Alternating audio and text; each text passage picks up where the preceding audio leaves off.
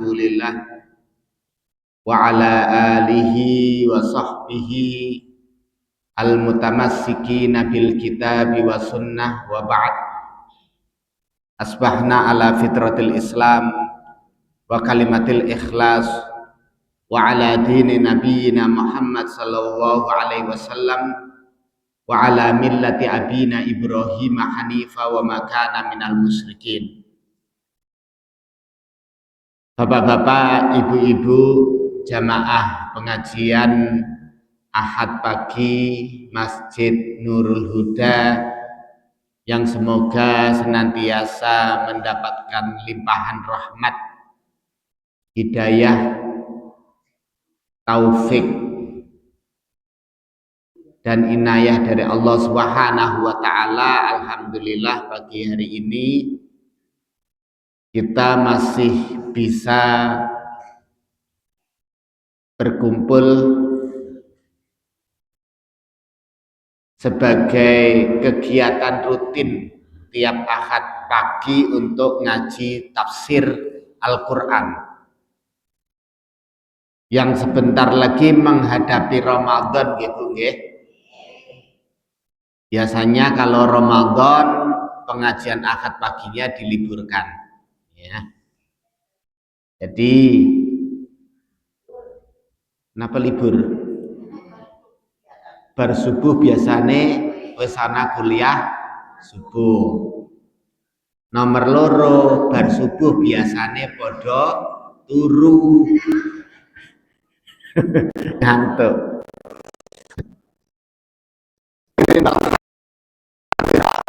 Tenang, kita bahas tafsir surat ayat 69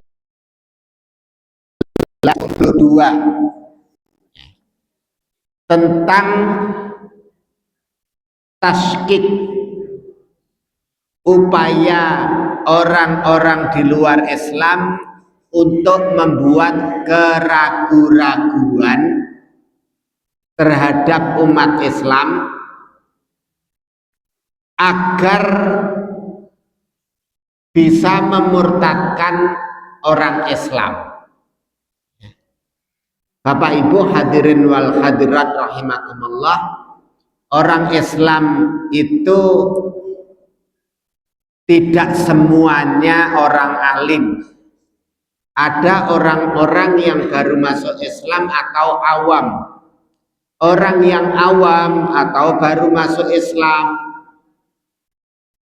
kadang-kadang mudah kembali murtad karena taskik, karena dibuat ragu-ragu terhadap agamanya.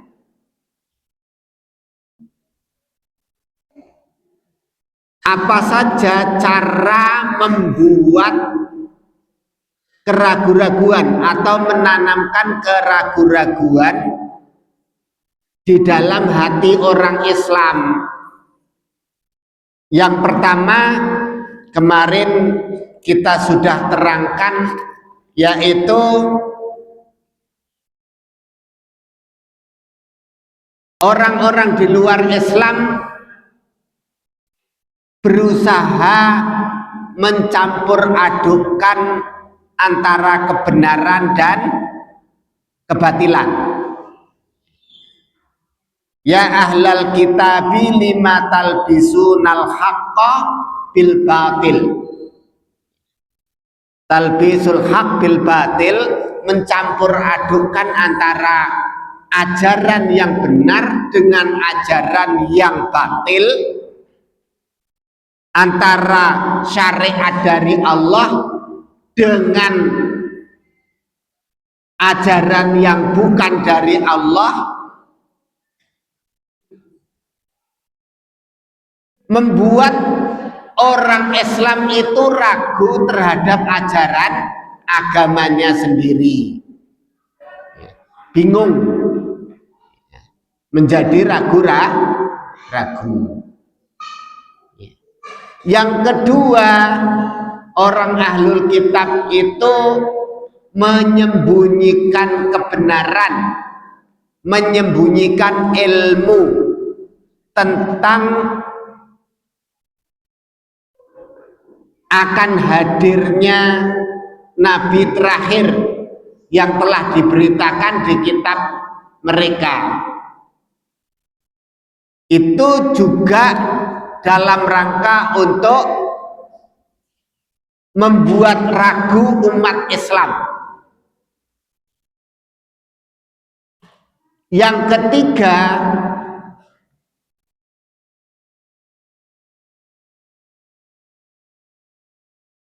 mereka berani untuk pura-pura masuk Islam.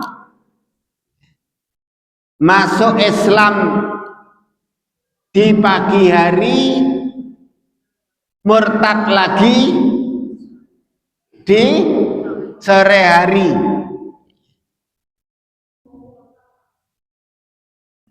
Sebagaimana yang diterangkan oleh Allah Subhanahu wa taala,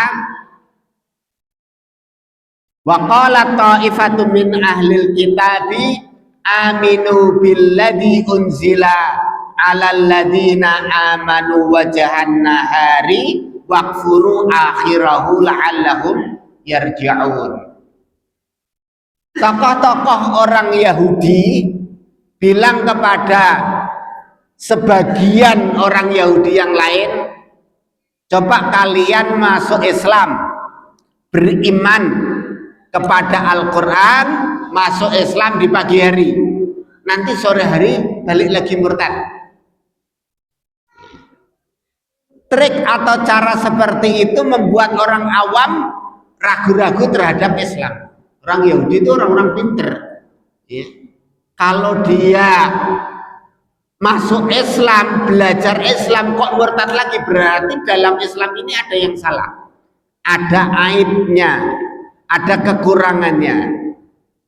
Itu namanya membuat atau memunculkan keraguan-raguan. Bahasa Arabnya taskik.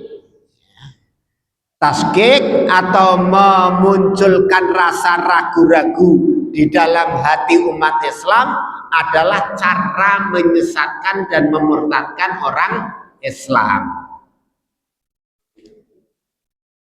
Itu pembahasan ayat 68 sampai ayat 72.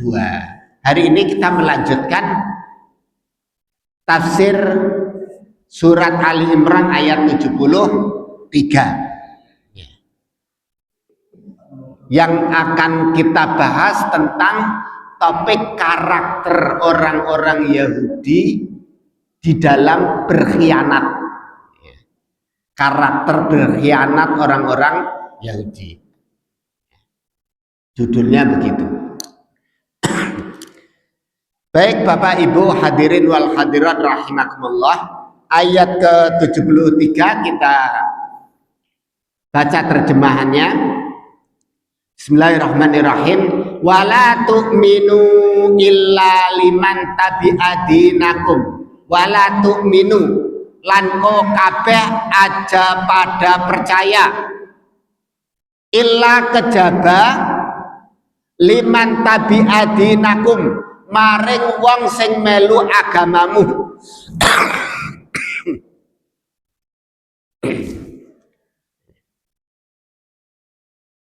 Saya ulangi ya.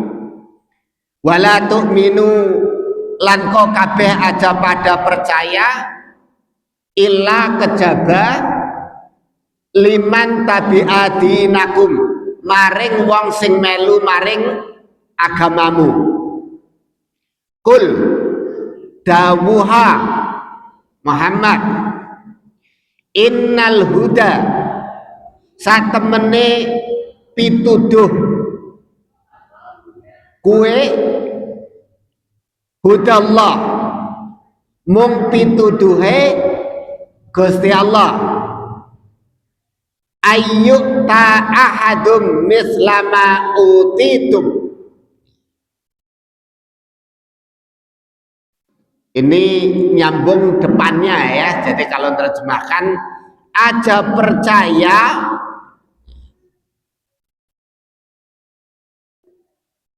ayyukta ahadum mislama utitum, lamun sewiji wong arep diparingi kaya apa sing diparingna maring ko kabeh.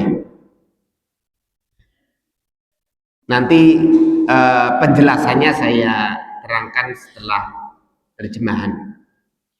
Au yuhajjukum inda rabbikum, utawa lamun dheweke arep padha nyanggah kok kabeh ning ngersane pangeranmu. Kul dawuha Muhammad, innal fadla sak temene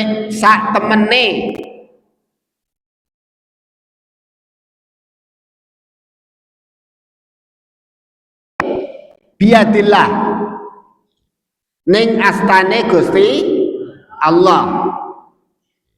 Yuktihi mayyasha, penjenengane Gusti Allah paring sapa sing dikersakna. Wallahu lan Gusti Allah wasiun alim, maha jembar maha ngawuningani. Yahtassu bi rahmatihi may yasha,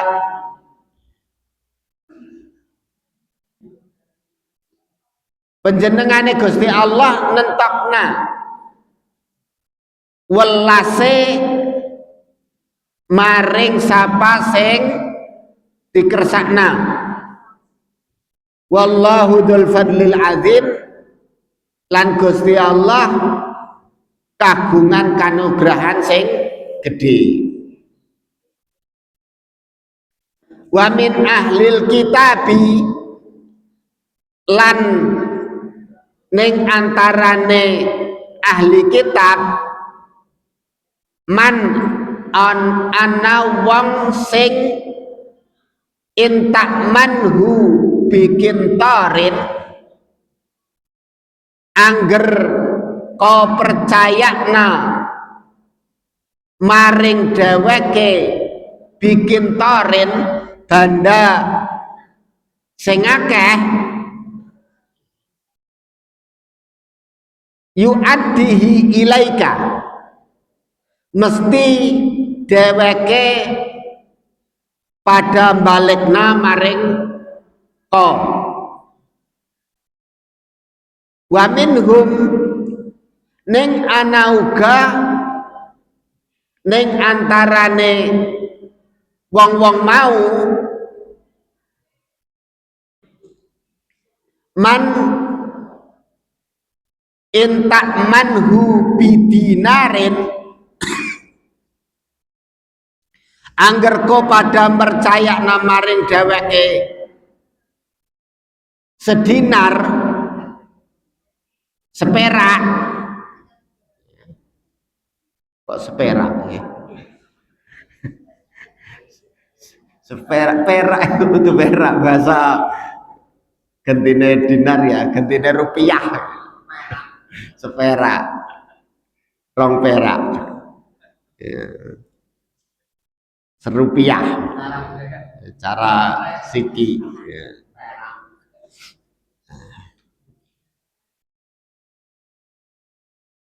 Angger kau pada percaya maring dheweke seperak, dinar terjemahan seperak kok ya.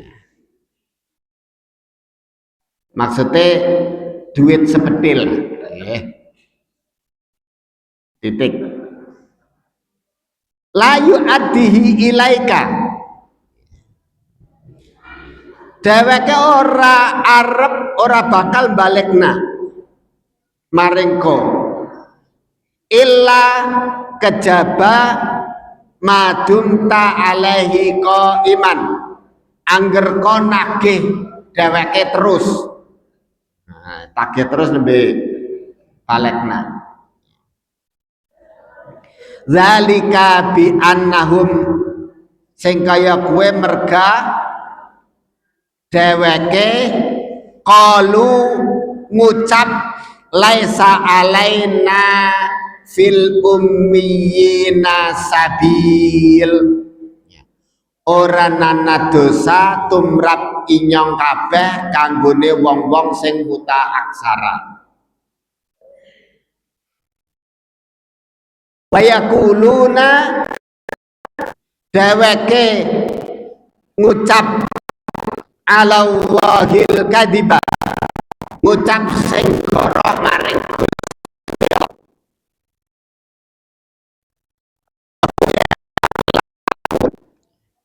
makane dheweke pada ngaweruhi. Bala man aufa bi ahdihi, satemene sapa bae sing netepi janji, wattaqa lan pada takwa, fa innallaha satemene Gusti Allah yuhibbul muttaqin, tresna wong-wong sing pada takwa. Bapak Ibu hadirin wal hadirat rahimakumullah, sampai ayat 76 kita bahas pembahasan setelah Allah menerangkan upaya orang-orang ahlul kitab untuk menyesatkan umat Islam dan memurtadkan lagi dengan cara membuat taskik, memunculkan keraguan di hati umat Islam, khususnya yang awam, baik itu dengan talbisul haq bil batil, mencampur adukkan yang benar dengan yang batil, maupun dengan cara kitmanul ilmi atau kitmanul haq, menyembunyikan kebenaran atau ilmu tentang kitab mereka yang menerangkan kedatangan Rasulullah Sallallahu Alaihi Wasallam, Rasulullah Sallallahu Alaihi Wasallam sebagai nabi akhir zaman, nabi penutup. Dan yang ketiga, pura-pura masuk Islam sebentar kemudian murtad lagi. Tiga cara itu dilakukan orang ahlul kitab, khususnya orang Yahudi, khususnya karakternya orang Yahudi untuk memurtadkan umat Islam. Berikutnya mulai ayat yang ke-72 ini kita membahas tentang sifat, sebagian sifat atau karakter orang-orang Yahudi yang mudah berkhianat. Bapak Ibu hadirin wal hadirat rahimakumullah, di dalam Qabasun min Nuril Qur'anil Karim, Syekh Muhammad Ali As-Sabuni membuat judul seperti itu, makar atau tipu daya yang dilakukan orang-orang Yahudi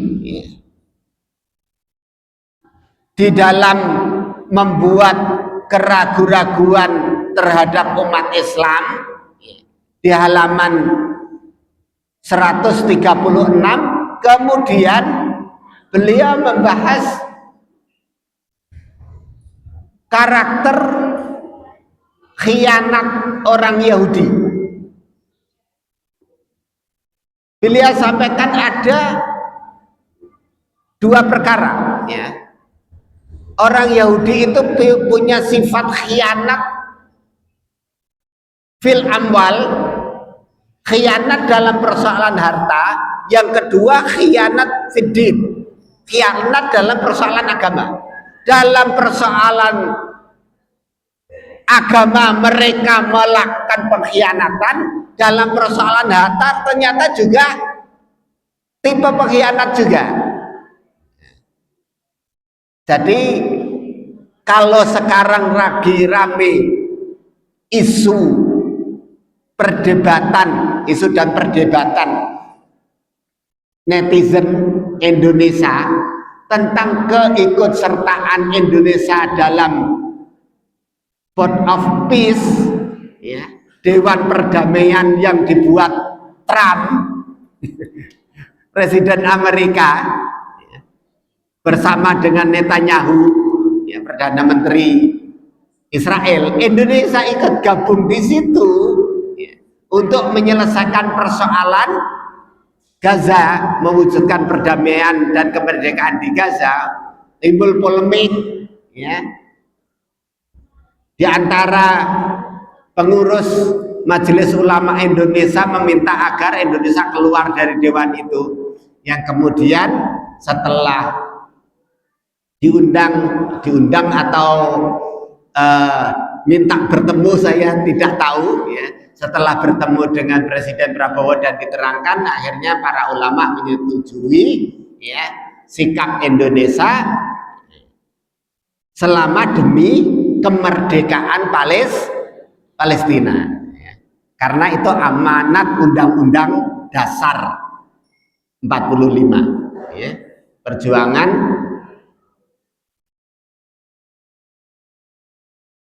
dukungan Indonesia terhadap perjuangan Palestina.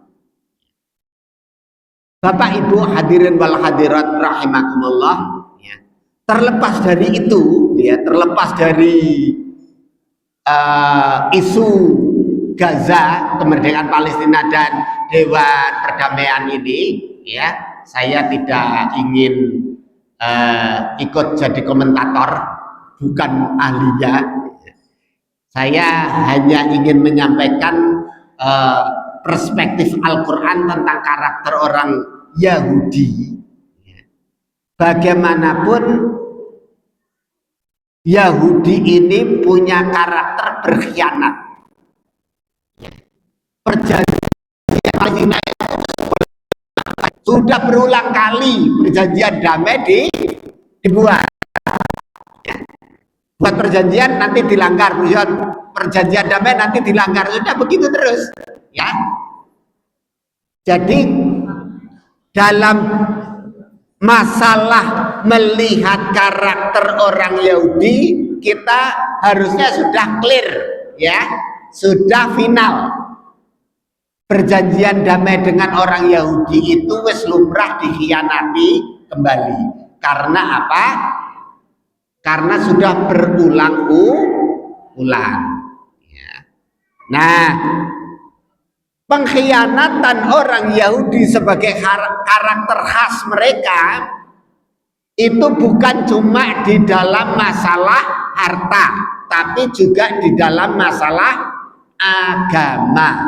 Amanah harta maupun amanah agama itu banyak dikhianati oleh orang Yahudi. Kesimpulannya seperti itu. Rinciannya kita bahas, kita baca ayat demi ayat yang Allah terangkan dari mulai ayat yang ke-72, 73,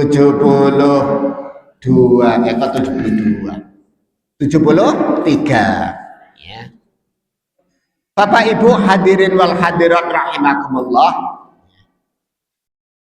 Allah Subhanahu wa taala di dalam ayat yang ke-73 yang kita baca tadi menerangkan wala tu'minu illa liman tabi'adinakum.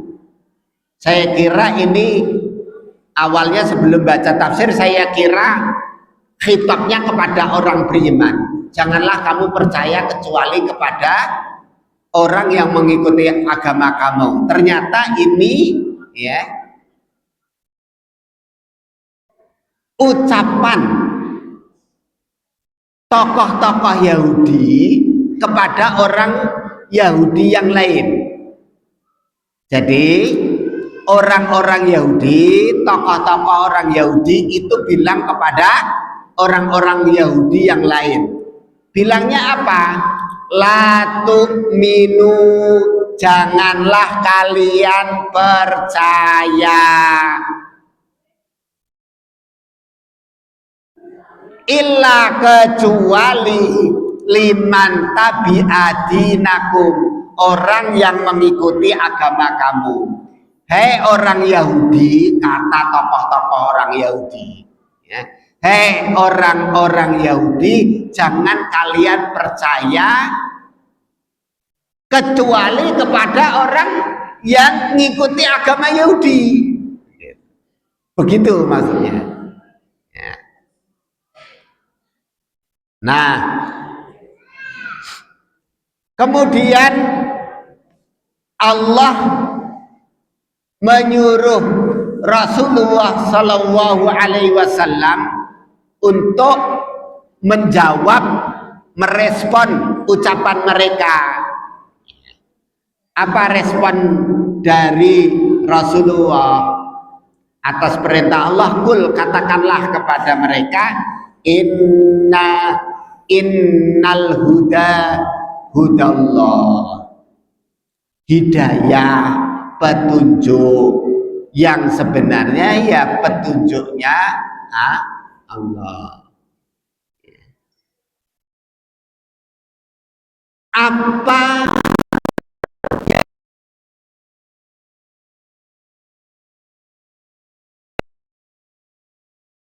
untuk tidak terbawa atau tidak percaya? Bapak Ibu sekalian, yang pertama diterangkan secara tekstual di dalam surat Ali Imran ayat 73 ini, ayyuta ahadun mislama utitum. Jangan percaya ada orang lain selain Yahudi, selain Bani Israel yang diberi kitab seperti orang Bani Israel diberi kitab dari Allah. Ya. Ini Islam, Nabi Muhammad itu kan bukan Bani Israel, wong Quraisy, ya, ngaku jadi Rasul, dapat wahyu Al-Quran dari Allah. Maka orang-orang Yahudi bilang kepada orang-orang Yahudi yang lain, aja percaya, ya, ada orang selain Yahudi kok jadi nabi, jadi rasul, tangelamun, ya, sing berhak jadi nabi dan jadi rasul mung wong Yahudi, ya, wong Bani Israel. Nabi Muhammad bilang mendapatkan wahyu Al-Quran. Orang Yahudi bilang aja percaya ada orang selain Yahudi dapat wahyu dari Tuhan, dari Allah. Orang mungkin sing berhak dapat wahyu hanya orang Yahudi. Begitu maksudnya, ya. Jadi jangan percaya ayo ahadun, ada orang yang diberi mislama utitum seperti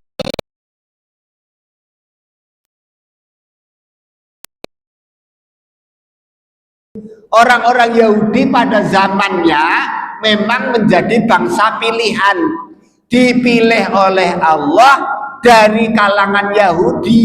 Itu muncul para nabi dan rasul, mendapatkan wahyu, punya pedoman kitab suci,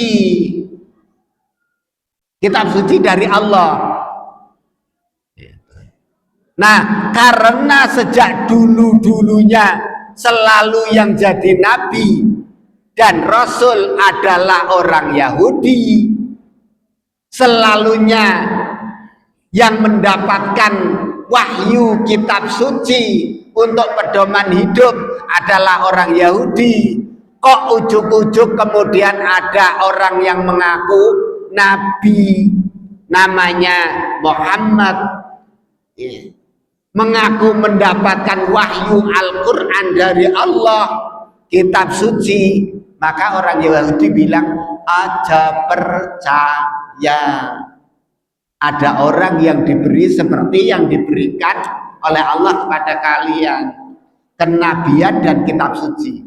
Jangan percaya. Begitu.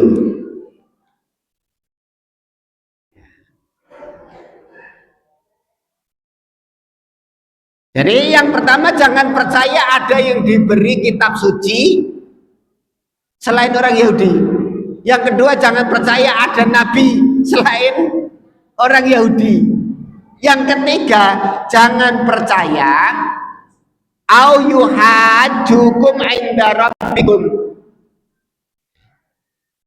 bahwa ada orang yang nanti mereka bisa mengalahkan hujah kalian di sisi Allah.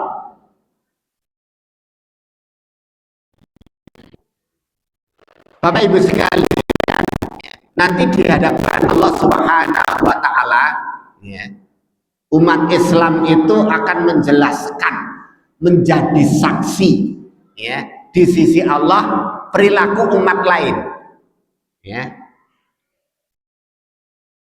Perilaku perbuatan umat lain itu beriman apa? Ingkar, memusuhi.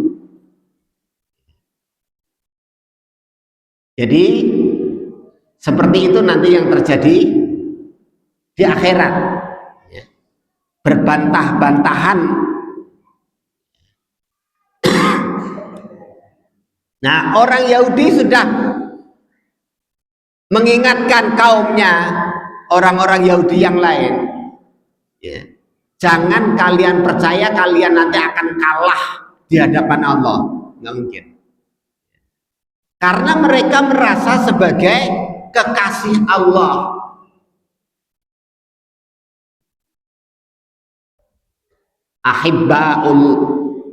Ahibbaullah min dunin nas. Mereka merasa sebagai kekasih-kekasih Allah. Manusia yang lain tidak. Jadi kayak apa? Ya, rasis. Hanya bangsanya saja yang berhak. Ya. Tapi memang betul, nanti kita lihat bahwasanya sangat rasis sampai sekarang, ya, karakter rasisnya itu masih.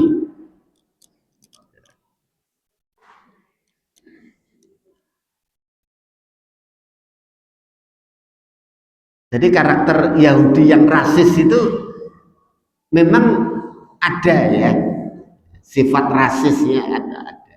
Ya sebenarnya semua manusia bangsanya apapun itu bisa saja muncul sifat rasis. Ya. Rasis itu apa? Membedakan karena ras, ya, bangsa. Kayak Arab, yang Jawa beda. Kalau dalam Islam manusia dianggap sama, yang bedakan adalah takwanya. Beriman, taat kepada Allah apa kufur, durhaka kepada Allah. Kita tidak boleh membenci karena bangsanya, ya, nggak boleh. Misalnya mentang-mentang orang itu sipit, oh kamu Cindo ya, nah nggak boleh menunjukkan sikap rasis, sikap membenci, ya, antipati hanya karena ras, bangsa, suku. Tidak boleh. Ajaran Islam memandang semua manusia itu adalah hamba di hadapan Allah, kedudukannya sama, yang membedakan adalah takwanya, imannya. Wallahu a'lam bishawab. Bapak Ibu hadirin wal hadirat rahimakumullah, kita lanjutkan. Qul innal fadla biyadillahi yu'tihi may yasha wallahu wasi'un alim. Satemene kanugrahan kuwi ning astane Gusti Allah, sesungguhnya karunia itu milik Allah, di tangan Allah.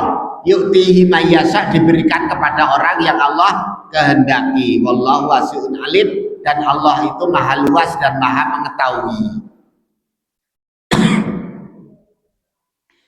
Bapak Ibu hadirin wal hadirat rahimakumullah.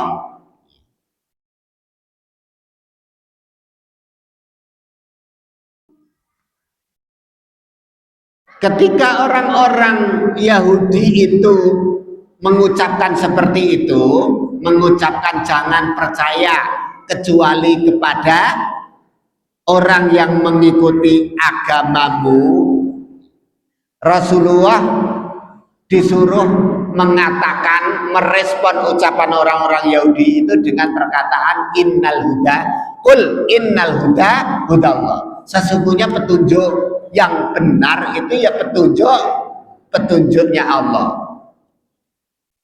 Artinya Bapak Ibu hadirin wal hadirat rahimakumullah, di dalam tafsir Jalalain dikatakan ketika menafsirkan ayat qul innal huda hudallah, maknanya alladzi huwa al-Islam. Maksudnya petunjuk itu adalah ya Islam.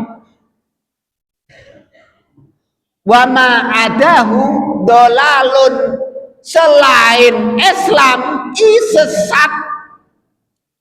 Nah, saya ulangi ya. Ketika orang Yahudi bangun, jangan kamu percaya kecuali orang yang ikut agama kamu. Nabi Muhammad balas, petunjuk sing bener ya petunjuknya Allah. Ya itu Islam, petunjuknya Allah adalah Islam, selain Islam sesat. Ya.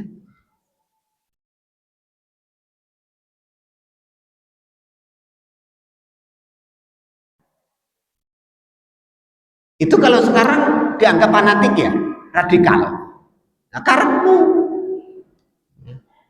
qul innal huda hudallah, ya petunjuk hidayah yaitu ya petunjuknya Allah. Kalau bukan petunjuknya Allah sesat, kamu mengikuti bukan petunjuknya Allah, bukan Islam, ya sesat.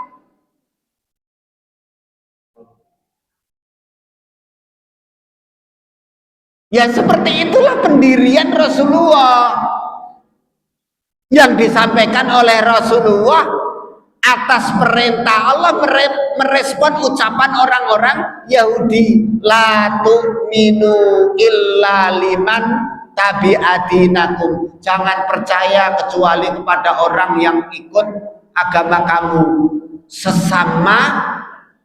sesama Yahudi. Jangan percaya kamu kecuali dengan sesama Yahudi. Sama Rasulullah disikapilah yang benar-benar petunjuk ya petunjuknya Allah, yaitu Islam. Selain Islam ya sesat. Begitu di tafsir Jalalain. Maka kita kalau berislam itu ya harus mengikuti sikap Rasulullah seperti itu. Ya. Bagi kita orang Islam, yakin ya hanya Islam yang merupakan betul-betul petunjuk dari Allah Subhanahu wa Ta'ala untuk menjadi pedoman hidup. Selain Islam, ma'adahu dolalun, selain Islam ya sesat, kesesatan. Wis titik. Kesesatan mbok percaya ya karepmu, tanggung resiko, tanggung sendiri. Kan semuanya pilihan itu ada resikonya. Nah, itu poinnya ya, poinnya.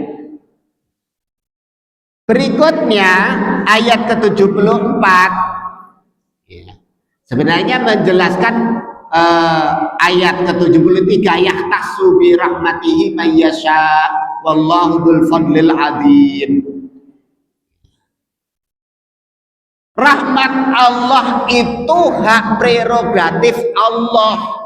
Allah berikan rahmatnya kepada orang yang dikehendaki. Hidayah itu prerogatif Allah. pedoman kitab suci itu haknya Allah, diberikan oleh Allah kepada orang yang dikehendaki. Tidak ada urusan bangsa apa.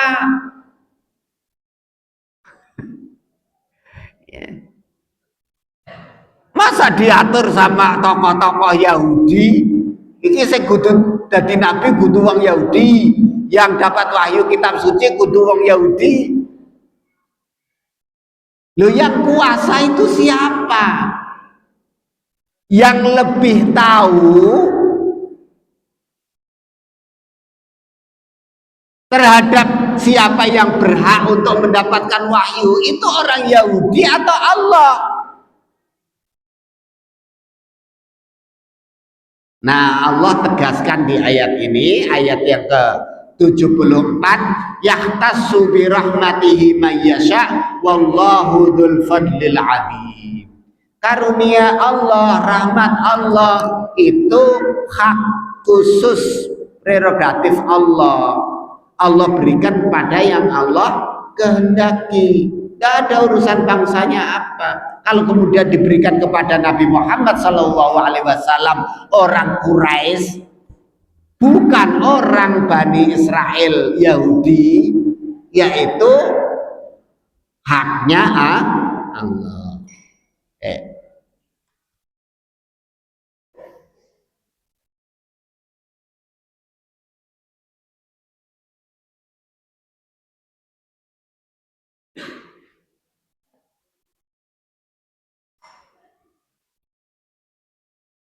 Kemudian ayat ke-75 Allah menerangkan, membongkar sisi negatif, sisi gelap karakter dan sifat orang-orang Yahudi. Kenapa mereka itu bersikap seperti itu terhadap Islam, terhadap kaum muslimin, terhadap Rasulullah dan para sahabat. Wa min ahlil kitabi, di antara orang ahli kitab, khususnya ini Yahudi ya, man in ta'manhu bikin torin yu'addihi ilaika. Ada orang yang kalau kamu amanahi, kamu titipkan atau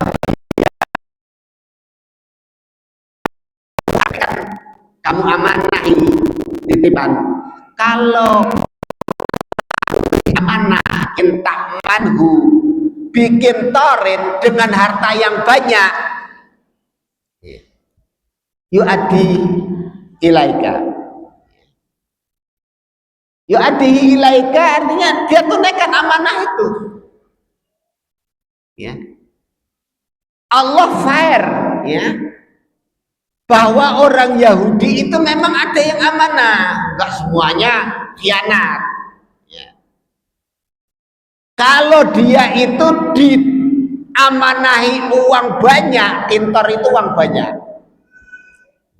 suruh ngurusi duit BUMN 100 triliun gitu, enggak dikorupsi enggak? Ya, amanah.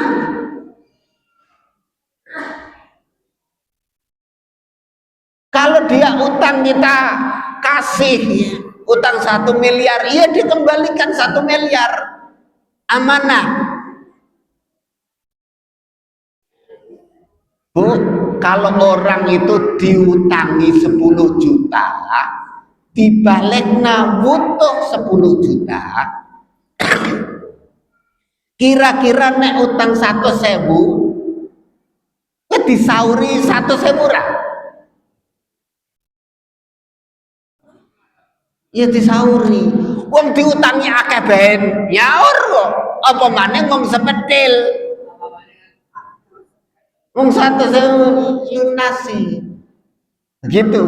Itu namanya orang amanah. Orang amanah itu kalau urusan benda, urusan duit, dititipi akeh kok amanah, sing cilik, sing sidik mesti amanah.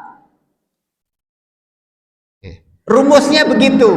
Maka disebut oleh Allah, kalau kamu memberi amanah uang banyak, bikin tor, yu'addihi ilaika, dia mengembalikan 100%. Maka kalau dia diamani uang sedikit, dia juga akan amanah menunaikan, mengembalikan untung. Itu rumusnya begitu ya, orang amanah itu. Kita lanjutkan. Wa minhum, tapi di antara orang-orang Yahudi yang enggak amanah ini ya, di antara mereka man manhu bidinarin, kalau kamu kasih amanah 1 dinar. 1 dinar itu uang enggak banyak ya. Oke, tadi saya terjemahkan, kamu amanahi seperak. Bu, ana wong utang 10.000, ora disaur. Ngesuk utang 20.000 nyaur, ora nyaur maning. Utang 100.000 ya ora nyaur. Nah kira-kira nek utang 10 juta kira-kira nyaur ora bakal nyaur, luweh awel, lebih susah ya. Itu karakter orang tidak amanah itu. Kalau dalam masalah kecil tidak amanah, besar dia lebih tidak amanah.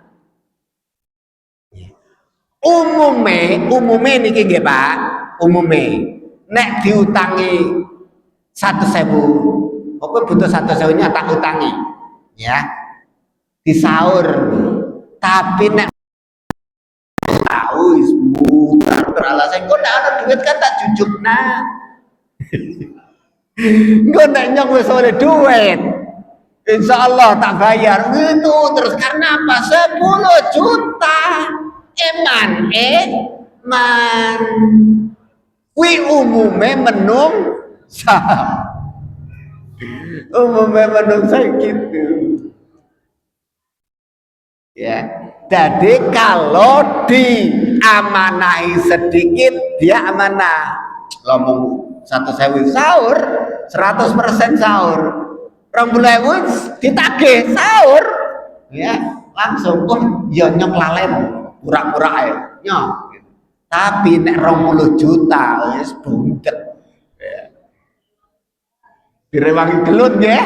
Nah, itu menungsa.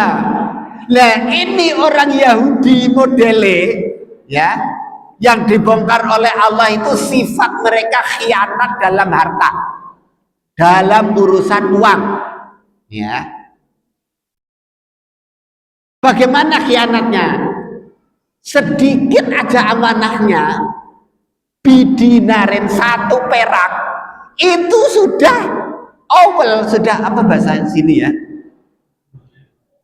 es bundet lah pokoknya ya, es bundet, baru seperak aja es bundet, maneng dititipi miliaran ya. Wis sing salah sing nitip apa sing dititipi? Loh, gampang kok. Mereka biasanya caranya bikin bank ben wong gelem padha titip. Nek wong Islam wis padha ngumpulno dhuwite ning banke wong Yahudi, dibalekno ya ora. Gawa lunga mlayu luar negeri, gawe pabrik, perusahaan, tuku properti di sana, bange kolap, kon pemerintah sing tanggung jawab bayar. Modele wong Yahudi.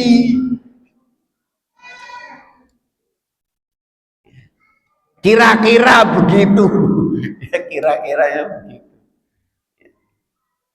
Kalau model yang tidak amanah begitu. Nah, Bapak Ibu sekalian, ayat ini Allah memang menerangkan bahwa ada orang Yahudi yang amanah, ya. Dia dititipi atau megang amanah dari orang Islam uang yang banyak aja dia kembalikan 100%. Ya. Tapi karakter orang Yahudi itu tidak amanah. Dia amanah sedikit saja dia sudah bundek. Ya. Ditagih orang metu-metu, apalagi uang banyak, lebih bundek. Wis sing ngutangi nagih ora dilunas-lunasi, akhirnya diviralkan, malah dituntut, bisa dituntut mencemarkan nama baik. Pokoknya ruwet lah zaman sekarang ya. Janjane sih sing bundet orang wong Yahudi, wong Islam yo akeh gitu deh. Wong Islam yo akeh. Tapi di sini kita mencoba untuk melihat keterangan Allah, orang Yahudi itu berkhianat dalam harta. Itu berarti ada perhatian dari Allah sebagai kekhususan. Ada khusus orang Yahudi, masalah duit, masalah uang. Mereka bisa melakukan apa saja, yang penting sugih, kaya. Bikin bank, duit terus kumpul miliaran, dia bawa. Ya. Bikin perusahaan, pinjem bank, gawa lunga, banknya kolap, pemerintah kon ngurusi ngono. Ya, dipailitkan. Apalagi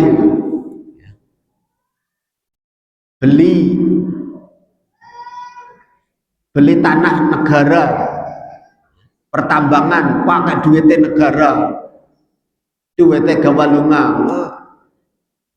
negara sing ngurusi, nah ribut. Pokoknya rubes, ya rubes kalau urusan uang.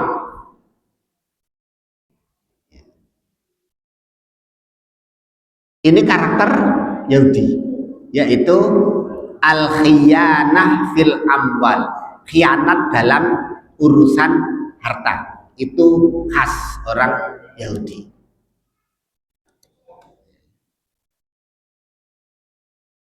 Oleh karena itu Bapak Ibu hadirin wal hadirat rahimakumullah, jangan mudah percaya sama orang Yahudi yang Allah sudah menerangkan karakter mereka yang mudah berkhianat.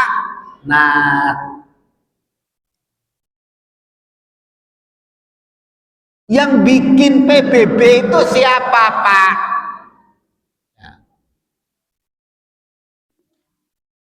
Persatuan bangsa-bangsa, ya. Perdamaian, menciptakan perdamaian dunia. Lu jebole sing gawe perang itu ya Amerika kan, yang dukung Israel ya enggak, sing memasak senjata ya Amerika, gitu.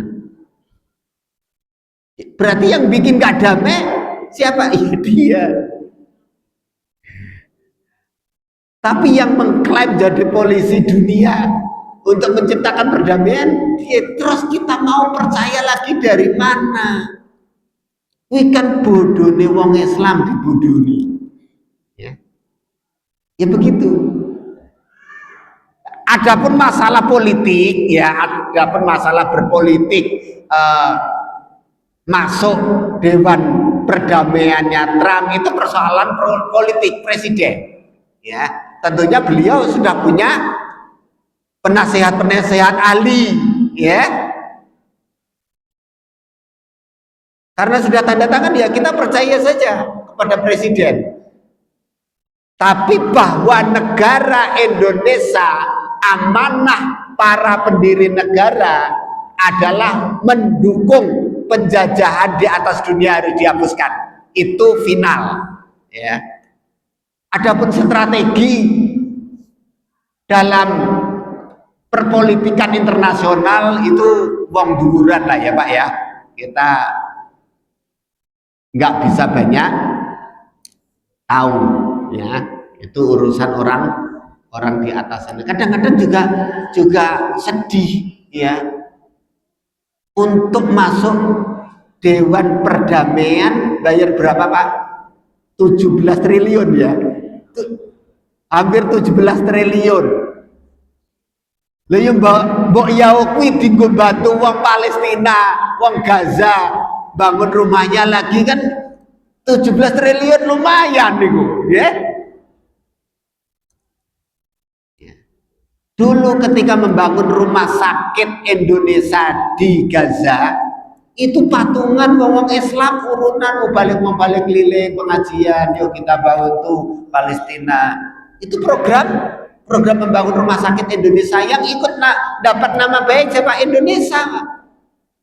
Tapi duit receh jenengan itu jangan dikira ya. Sampai sana. Ya. Saya teringat salah satu adik kelas saya termasuk kebagian untuk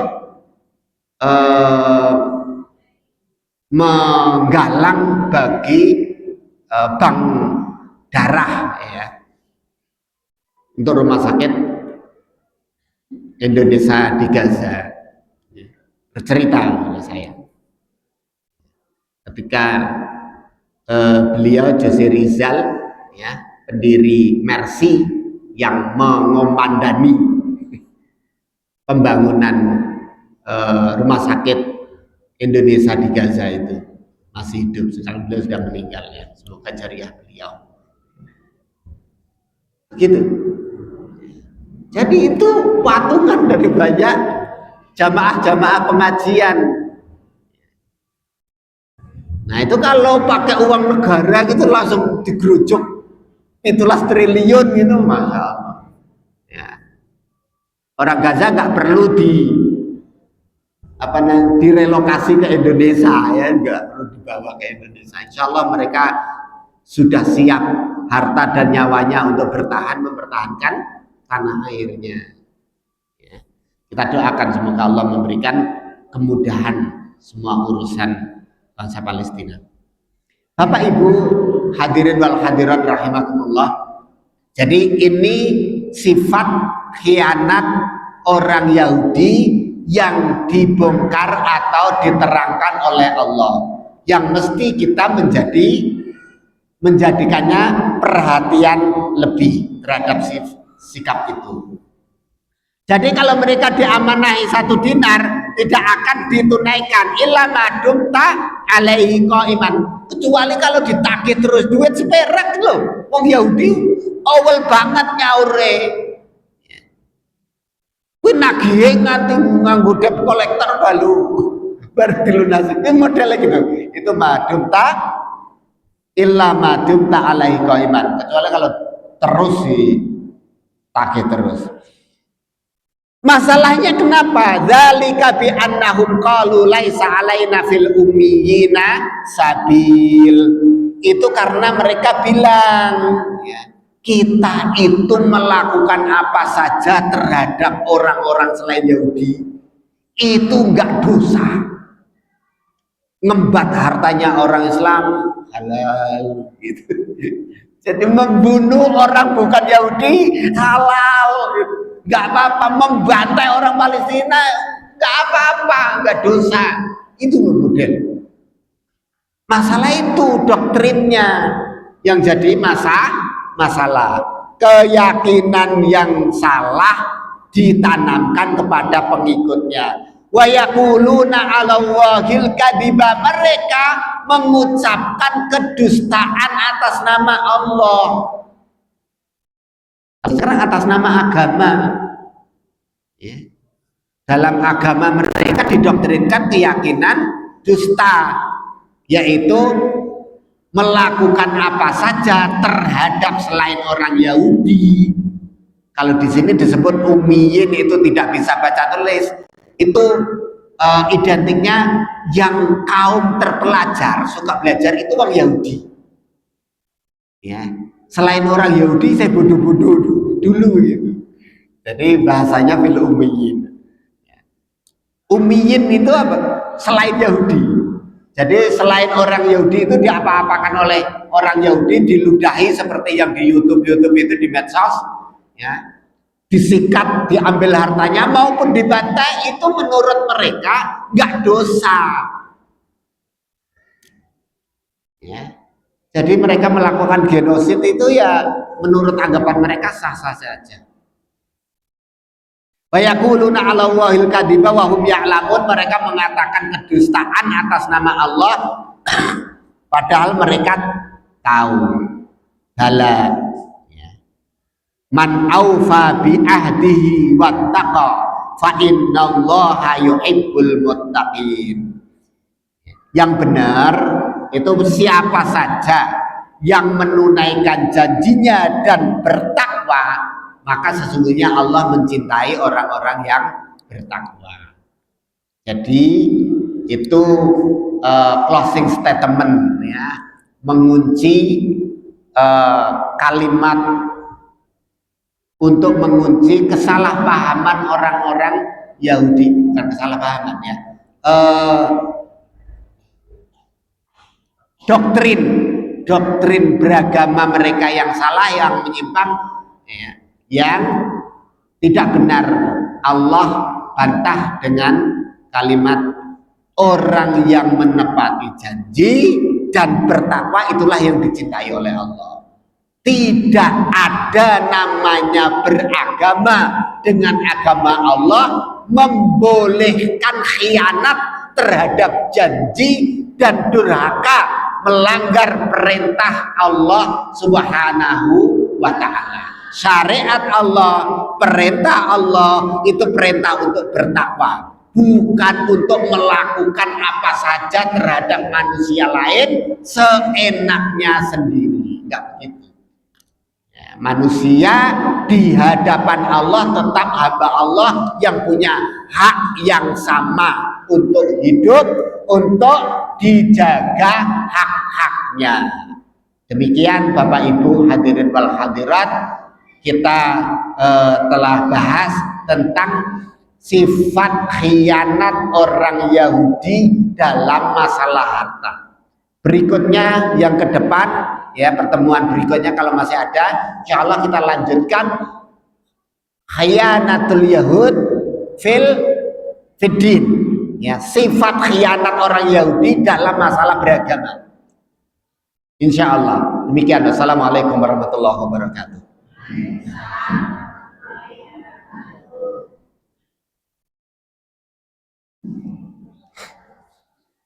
Bapak Ibu sekalian, demikian tafsir dari surah Al-Imran ayat 74, 75 dan 76.